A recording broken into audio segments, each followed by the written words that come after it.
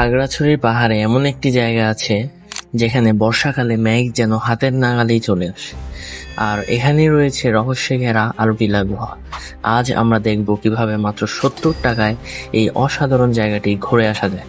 মেঘ আর প্রকৃতির অপরূপ সৌন্দর্যে ঘেরা খাগড়াছড়ির অন্যতম আকর্ষণ আলটিলা গুহা। আজ আপনাদের নিয়ে চলেছি আলটিলা গুহার সম্পূর্ণ ভ্রমণ।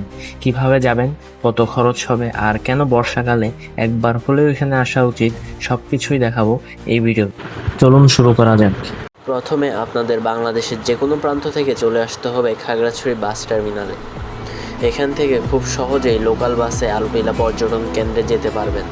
ভাড়া জনপ্রতি মাত্র 30 টাকা।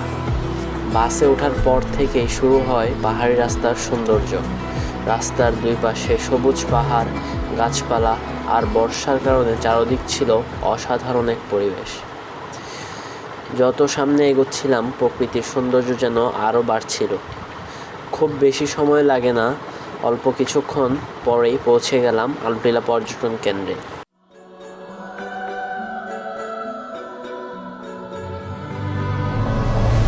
এখানে প্রবেশ করার জন্য জনপ্রতি মাত্র 30 টাকা নিতে হয়। টিকিট নেওয়ার পরেই শুরু হয় পুরো ভ্রমণের আসল রহস্য: গাছ, পাহাড় আর শীতল পরিবেশ। বর্ষার কারণে পুরো এলাকাটা আরও বেশি সবুজ হয়ে উঠেছিল এবং চারপাশে মেঘ নেমেছিল। প্রকৃতি প্রেমীদের জন্য এই জায়গাটি সত্যিই অসাধারণ। এখন আমরা যাচ্ছি আলটিলা গুহার দিকে। গুহায় নামার জন্য রয়েছে অনেকগুলো সিঁড়ি। নামার সময় চারপাশের পরিবেশ সত্যিই অসাধারণ লাগে। গুহাটির একটি প্রবেশ পথ এবং আরেকটি বের হওয়ার পথ রয়েছে। পাথরের মাঝে তৈরি হয়েছে এই গুহা।